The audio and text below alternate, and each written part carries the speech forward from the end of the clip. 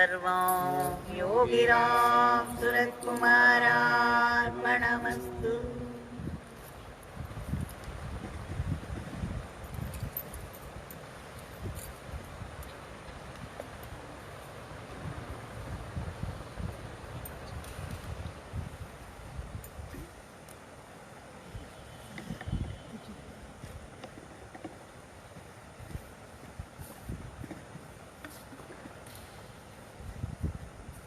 This beautiful evening, we shall see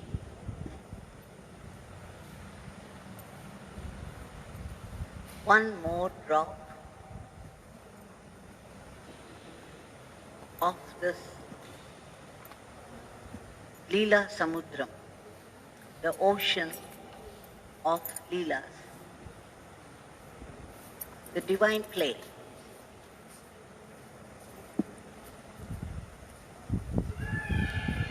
In all these Leelas, though it appears as though people want only worldly things, and only those things are given by the Lord. Every time we ask for something, feeling the need for it, and we intensify His Namah,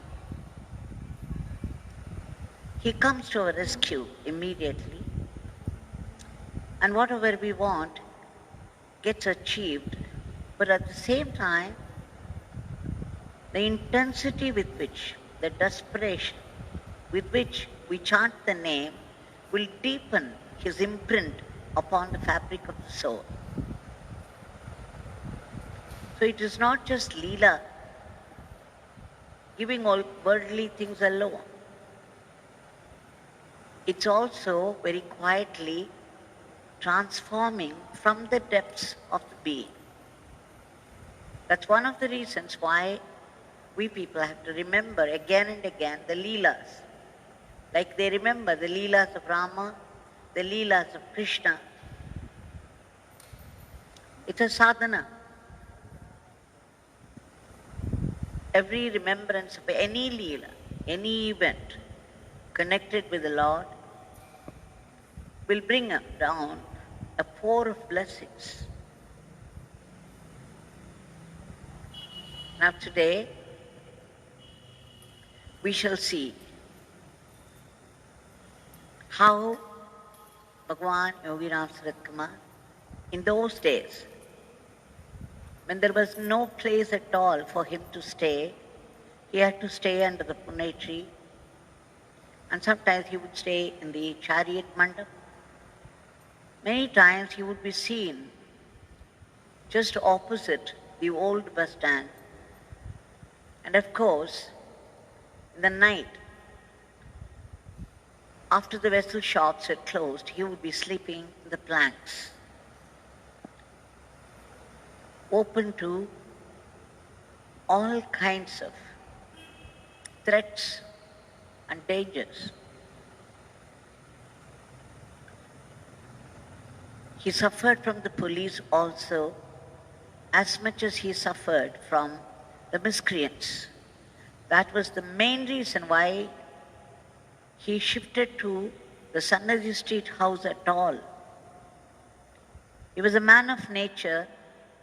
He preferred very much staying under the tree and moving around freely. But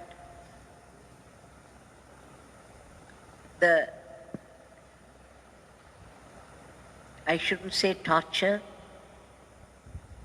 the difficulties he had to face with people forced him to take up a roof, a house like Sannadhi Street. Now before that, whenever there was a heavy rain or oppressive sun, he took shelter under the tomb of a Shiva Bhakta. His name was Subbiah Nadar. He was originally from Tuticorin, where he was a merchant. But he lived a very virtuous life. He and his wife together served the devotees of God. And soon after some time, Subbiah Nadar, he found that he had to come to Tiruvannamalai and serve the Shiva Bhaktas here. He took up sannyas and then he shifted his place to Tiruvannamalai. He started to serve. Such was his devotion that he would not wear chappals.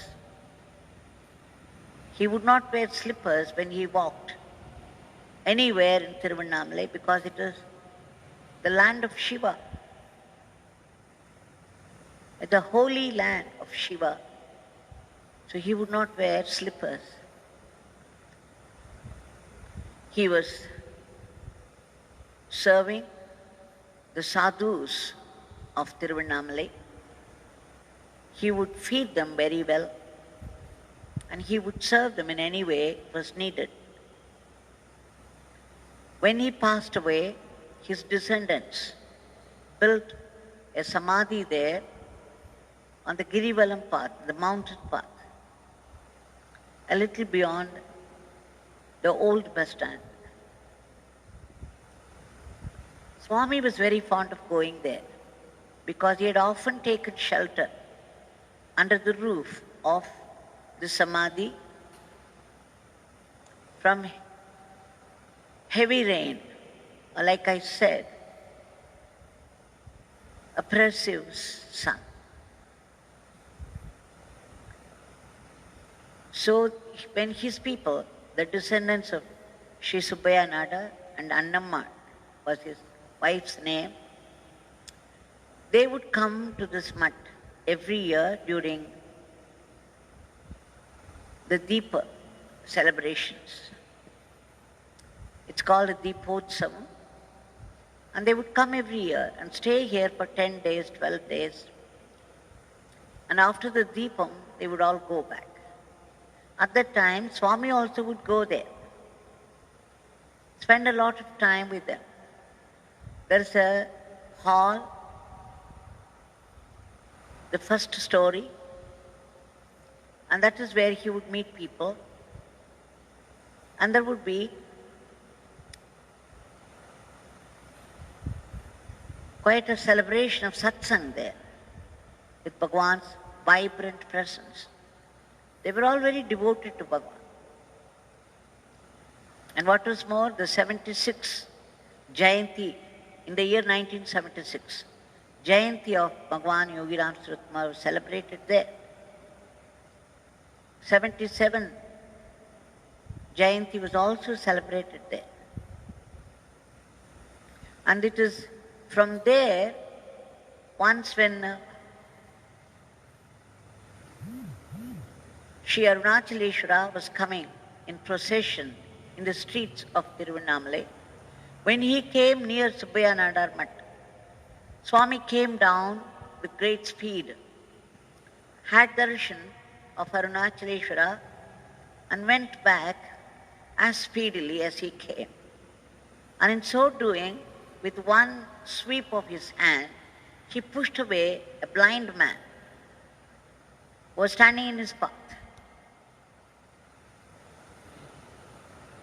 And people were shocked.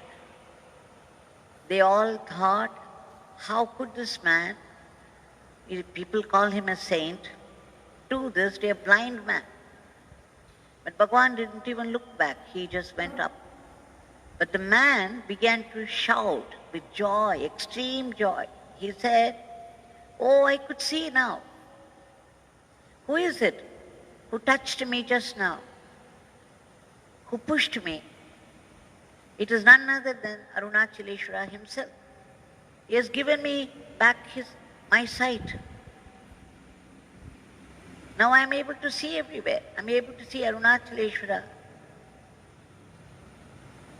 But where is the one? The Arunachaleshwara who gave me my sight.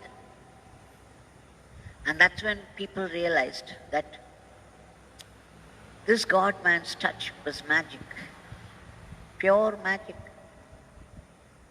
One sweep of his hand, he brought sight to a blind man, did not even look around to see that. So once Yogi Ramsuratkumar Bhagwan, when he was there in Subbiah Nadar Mutt, Subbiah Nadar, the daughter on Champakam Amma, also a great Shiva devotee, Shiva Bhakti. And her granddaughter, Meenakshi, was only a schoolgirl at that time. She was also very fond of Bhagavan, very devoted to Bhagavan. She would come running every time when the elders came. She would insist on coming with them. And of course, Swami was pouring his love and grace upon all those people there. So once, when she came to the hall of Subbiah Nadar Mutt, Swami said, Yogi Ramsuratkumar Bhagavan said to this little girl,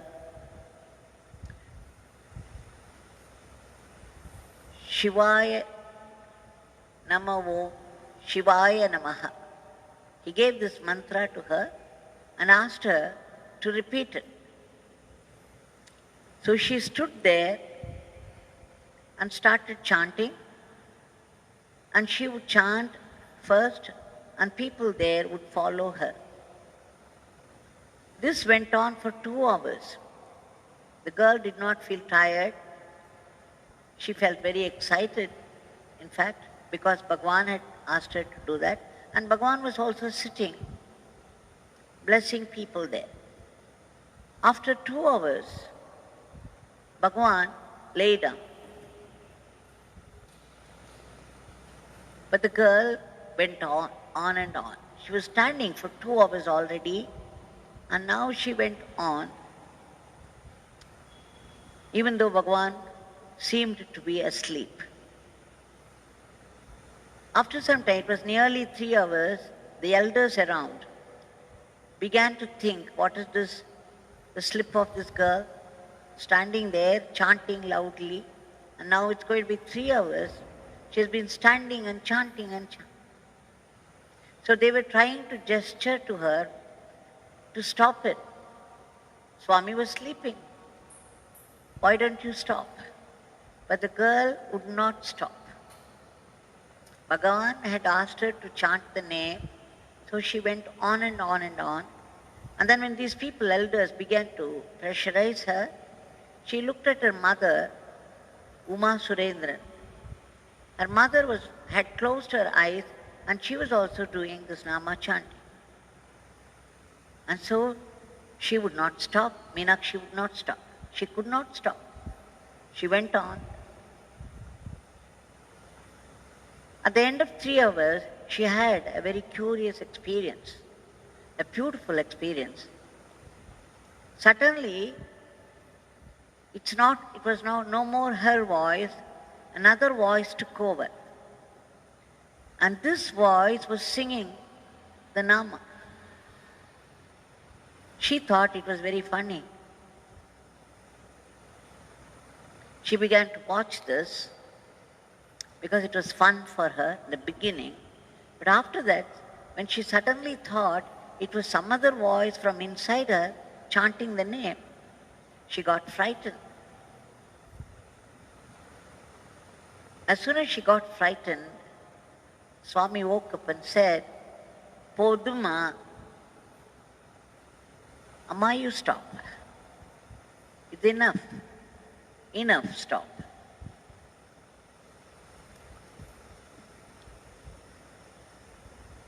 And later, this girl asked her mother, Ma, why is that some other voice was singing?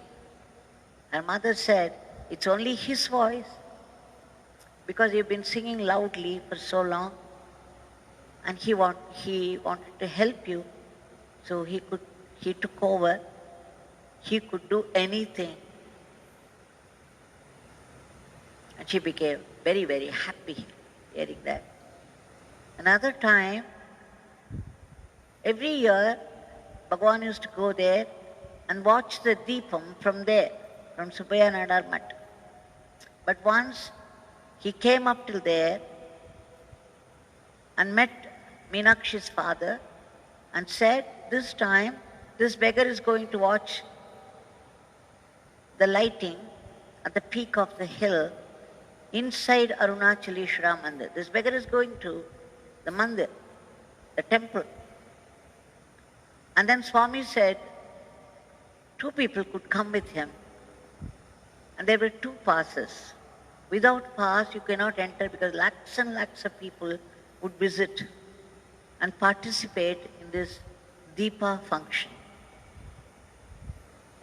And so Swami said, okay, the father's name Surendran. Surendran, you can come with me. And then who will come? Who else will come? Her father said, my daughter Meenakshi will come. So Meenakshi also accompanied him. Swami started to walk very fast. When they entered the temple and started walking on the floor of the temple, they went to the outer corridor. The floor was all granite stone. And it was about 1:30 afternoon. The sun was shining brilliantly and the heat was terrible, unbearable. And Swami was walking very fast and this girl had to run after him. And she felt the heat so much, she could not put her foot down at all. She had to run. Anyway, she managed running behind him. And finally, Bhagavan reached a certain place and sat there. And down there on the floor, it was very, very hot. But he just sat there, so these people also had to sit with him. Then Bhagavan said to Meenakshi, you start chanting Arunachala Shiva, Arunachala Shiva, Arunachala Shiva, Arunachala. So Meenakshi started, and Bhagavan once again began to lay down. Now her father was sitting on the other side, on the head side, and he was fanning Swami, and both of them felt the heat penetrating from the floor. It occupied their legs and then the thighs, and it was ascending to the hips. It was burning. And they could not get up and walk away because Bhagavan was lying down there. And Bhagavan had asked them to sing the name. So they had to go on. But very soon they felt that there was no heat. The heat began to reduce, and finally there was no more heat. The heat that was burning them. They just wanted to run away from the place, but still they could not do it because Bhagavan was present. And this burning heat, somehow, as she continued chanting the name, bearing with it, it began to reduce, and finally there was no heat at all. It was still very hot. The sun was up there and very oppressively, and it was burning hot, and still they did not feel any heat. She went on and on from 2:30, nearly 4:30, up to 4:30, she was singing. About 5 o'clock, Bhagavan got up and joined. When Bhagavan was lying down, it was not as though he was asleep. I had seen Bhagavan lying down and doing tremendous cosmic work at different levels at a time. I cannot talk about all that. But his sleep is no sleep. It's a sleep of intense activity, cosmic activity. 5 o'clock he got up visibly, and then he also joined the chanting, Arunachala Shiva, Arunachala Shiva. At 6 o'clock, they all together watched the lamp being lighted there on top of the hill.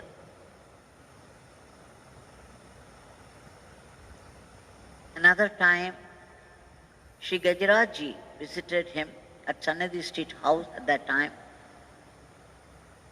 About 5:30, 5:45, Swami sent away all those visitors except Sri Giriraj Ji. And then both of them went up to the terrace, and from there they watched the Deepam on the hill. And this time Bhagavan gazed and gazed. When he turned to Sri Giriraj Ji, Bhagavan's eyes were full of tears. Tears were streaming down, and he said to Giriraj Ji, Giriraj Ji, you see Lord Shiva there? Lord Shiva is there. And tears were streaming down.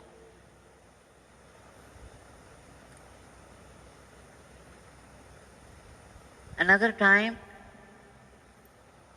when Giriraj Ji, it was his 60th birthday, had come to spend the time with Bhagavan, and Bhagavan agreed surprisingly because he wouldn't do it easily. And they all went to, Bhagavan said he would also join them. So all of them, some 25 people from his family, Sri Giriraj family and Bhagavan, they went inside the sanctum sanctorum of Lord Arunachala, and then the Abhishekam started. 25 people, and they were all singing Arunachala Shiva, Yogi Ramsuratkumar.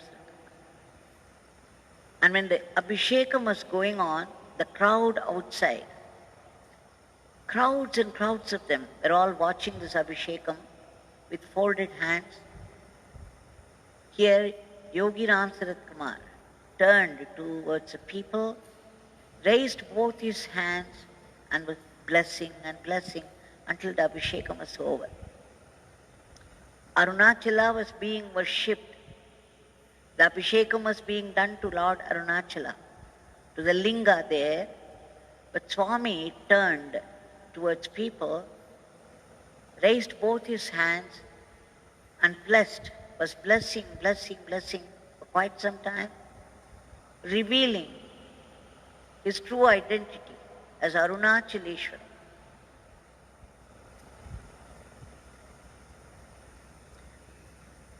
I'm just giving this as glimpses, like how Bhagavan acted the same occasion in different ways. When we look at Meenakshi's episode of running behind Bhagavan in that hot sun, when the floor was burning, and then he lay down, she was chanting, and then they felt the heat, burning heat, for some time. I thought it was very symbolic of our life. In the hot sun, our samsara, our life on the earth, full of problems, one problem or the other. Very few people are fortunate. They have only small problems. Many people have to suffer. But even in our suffering, Bhagavan is walking with us. Even as Meenakshi was running the hot floor, Bhagavan was walking in the front. He was also walking with her, but still it was burning hot, and she had to face it. And then after they reached a place, when Bhagavan sat there again, she also had to sit down. And when she sat down, the heat began to penetrate. It was burning her legs, thigh, her hips. It was ascending. She could no more sit, but she continued singing because Bhagavan had asked her. So when we have these burning problems in our life, a suffering which burns like fire, if we still continue chanting the name, as Meenakshi did with determination, just because Bhagavan had asked her, She was an young girl. Bhagwan had asked her, and therefore she had to go on singing no matter what, no matter how burning it was. If we do that, like she felt, afterwards the heat began to reduce, and finally there was no more heat. Same thing would happen to us. All those problems that are attacking us in life with great force and heat would become less and less problems, and finally we wouldn't be able to feel the force of the problem.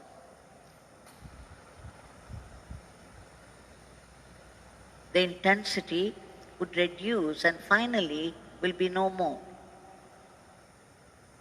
And after that what? Bhagwan began to sing with her. So at one point you would begin to feel Bhagwan's presence vibrantly. And you would see him accompanying wherever you go, whatever you face. And after that, we would get Deepa darshanam. It's symbolic of our Atma darshanam. You would see the Supreme God inside, the formless, the all-pervasive, all-knowing, all-powerful, supreme, as the light of the soul inside. So this is what we have to do. Life is afflicted with all kinds of problems. Today one suffering, tomorrow another suffering. And right now, the whole world is under this deadly grip of this virus, coronavirus, unseen virus. We saw Bhagavan chanting the name with the devotee, and then in the next Deepa darshanam, we saw him with tears streaming down and telling Giriraj Ji, Shiva is there, Shiva is there. And in the last darshan, we saw Bhagwan blessing as Arunachala himself, playing different roles in different circumstances, revealing different aspects of his true being. Now that Bhagwan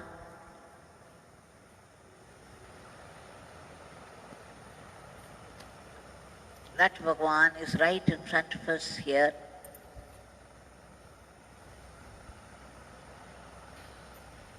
With his hand raised. Bhagwan had often said, the idols in the temples are not mere idols. They are filled with God's power and grace. They are living, vibrant presence of God. And here is our Bhagwan's Murti with hand raised in benediction, and there's a constant flow of grace from his hand. So let us appeal to him, to his generosity, to his boundless compassion, to his mercy. Bhagavan,